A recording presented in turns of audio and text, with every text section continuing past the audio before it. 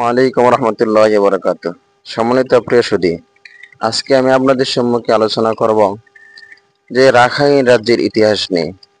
Rakhine এই রাজ্যটা 1430 সালে থেকে একবারে 1448 সাল পর্যন্ত এই সময়টার ভিতরে আরব থেকে কিছু মুসলিম দরবেশ বা পীর ওলি আউলিয়া মাশায়েখ তারা এই কক্সবাজারে এসে তারা কিছু বাংলাদেশের দিকে এসে ইসলামের দাওয়াত দেয়। পরবর্তীতে কিছু রোহিঙ্গার ওই যে আরাকান রাজ্য সেখানেও চলে যায়। সেখানে তারা গিয়ে এই কিছু মূর্খ মানুষদেরকে তারা দাওয়াত দেয়। দাওয়াত দিলে তারা মুসলমান হয়। এক পর্যায়ে মুসলমান হতে হতে পুরো আরাকান রাজ্যটাই মুসলমানের অধীনে আসে। কিন্তু ভাগ্যের কি অপর মহিমা, কপাল খারাপ থাকলে যা হয় আর কি। কিছুদিন পরেই বোদাওয়াফারা নামক একজন বৌদ্ধ শাসক এসে পুরা আরাকান রাজ্য দখল করে নেয়। দখল করে নিয়ে তারা মুসলমানদের উপর চরম নির্যাতন চালায়। দেখা গেছে যে এই বৌদ্ধ শাসক, এই বৌদ্ধরা মুসলমানদের এমন নির্যাতন করেছে যে ভাইয়ের সামনে বোনকে নির্যাতন করেছে, দর্শন করেছে। বোনের সামনে ভাইকে মেরে পিটিয়ে হত্যা করেছে। এমনকি পিতার সামনে মেয়েকে দর্শন করেছে। এমন এক অবস্থা করেছে এই বোদাওয়াফারা শাসক তার বৌদ্ধ বাহিনীদেরকে নিয়ে। প্রিয় উপস্থিতি, আপনারা বলেন এই রাজ্যটা ওই 1400 সাল থেকে নিয়ে একবারে যে বর্তমান চলছে 2025, সর্বপ্রথম তো 1430 থেকে নিয়ে 1448 সাল পর্যন্ত তো এই রাজ্যটা মুসলমানরাই ছিল। তার এক পর্যায়ে এসে বৌদ্ধরা এসে দখল করে নেয়। উড়ে এসে জোরে বসে মুসলমানদের কাছ থেকে এই সম্পত্তি নিয়ে তারা এত দাপটে চলছে। এটা আপনারা কেমন দৃষ্টিতে দেখছেন? আমি বলতে চাই এই রাজ্যটা তো মুসলমানদের।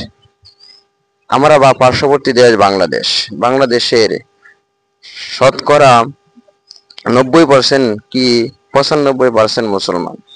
এই এত মুসলমান থাকা সত্ত্বেও আমাদের পার্শ্ববর্তী দেশে মুসলমানদের উপর নির্যাতন হচ্ছে। এক পর্যায়ে তাদেরকে মেরে পিটিয়ে হত্যা করে, ধর্ষণ করে, মা বোনদের ইজ্জত লুণ্ঠিত করে, তাদেরকে দেশ ছাড়া করে আমরা আমাদের বুকের মধ্যে জায়গা দিছি। কিন্তু আমরা তাদেরকে বুকের মধ্যে জায়গা দিব কেন? আপনারাই বলেন যে একজন মানুষ, আপনার পার্শ্ববর্তী দেশ, আপনার পার্শ্ববর্তী ঘর, এই ঘরের একটা মানুষ নির্যাতিত হচ্ছে, আপনি আপনার ঘরের মধ্যে জায়গা দিচ্ছেন। তা আপনি আপনার ঘরে কয়দিন রাখবেন? একদিন, 2 দিন, 3 দিন পরে তো আপনি অতিষ্ঠ হয়ে যাবেন।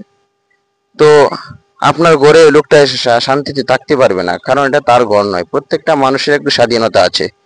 প্রত্যেকটা মানুষ সে স্বাধীনভাবে বাঁচতে চায়। কেন আজকে আমার এই মুসলিম ভাইরা পরাধীন হয়ে বাঁচতে হচ্ছে? এটা কি বাংলাদেশের মুসলমান দেখে না? আজকে আরাকানের মুসলমানরা অসহায়। বাংলাদেশের শাসক যদি একটু যদি করোনার দৃষ্টিতে তাকায়, এই বৌদ্ধরা লেজ গুটিয়ে পালাতে বাধ্য হবে। শুধুমাত্র যে রোহিঙ্গারা আছে, আমার এই যুবক ছেলেদেরকে যদি শুধু সৈন্য ট্রেডিং দিয়ে, আর্মি ট্রেডিং দিয়ে যদি তারা একবারে করতে পারে, তাহলেই এই সমস্ত বৌদ্ধরা, কারণ যারা মরতে জানে তাদের বিজয় নিশ্চিত। সুতরাং আমার এই রোহিঙ্গা যুবক ভাইয়েরা এখন তাদের জীবন বাজি রেখে তারা যুদ্ধ করে তাদের স্বাধীনতা ছিনিয়ে আনবে।